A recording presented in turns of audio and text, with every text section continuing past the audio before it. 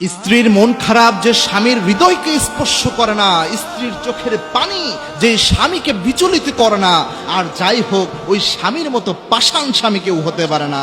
মনে রাখবেন, আপনার স্ত্রীর চোখ দিয়ে পানির ফোঁটা পড়তেছে আপনার কষ্ট কথা শুনে, আপনার জন্য কষ্ট পেয়ে, আর আপনার হৃদয়ে সামান্য পরিমাণ তার জন্য অনুভূতি নাই।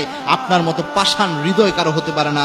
আল্লাহর হাবিব সাল্লাল্লাহু আলাইহি ওয়াসাল্লামের ব্যাপারে তার স্ত্রীরা বলছেন, আমরা যদি কখনো অভিমান করতাম, আল্লাহর হাবিব সাল্লাল্লাহু আলাইহি ওয়াসাল্লাম পাগল হয়ে যেতেন। আল্লাহর হাবিব সাল্লাল্লাহু আলাইহি ওয়াসাল্লাম প্রায় অনেক বেশি চেষ্টা করতেন কিভাবে আমাদের রাগকে ভাঙানো যায়, আমাদের অভিমানকে ভাঙানো যায়। আল্লাহর হাবিব সাল্লাল্লাহু আলাইহি ওয়াসাল্লাম সব সময় যত্ন নিতেন। মা আয়েশা বলছেন, আমরা অনেক সময় বিশ্বনবীর উপর অভিমান করতাম, রাসূল কখনো আমাদের উপর অভিমান করতেন না। আমরা অভিমান করলে খুব দুষ্টু মিষ্টি কথা বলে সুন্দরভাবে আল্লাহর হাবিব সাল্লাল্লাহু আলাইহি ওয়াসাল্লাম অনেক রোমান্টিক ভাবে আল্লাহর হাবিব সাল্লাল্লাহু আলাইহি ওয়াসাল্লাম আমাদের রাগকে ভাঙিয়ে ফেলতেন, আমাদের অভিমানকে ভাঙিয়ে ফেলতেন। সুতরাং রাসূল সাল্লাল্লাহু আলাইহি ওয়াসাল্লামের শিক্ষা নেন, স্ত্রী এবং স্বামীর সম্পর্ক হচ্ছে আল্লাহর দেওয়া সেরা সম্পর্ক।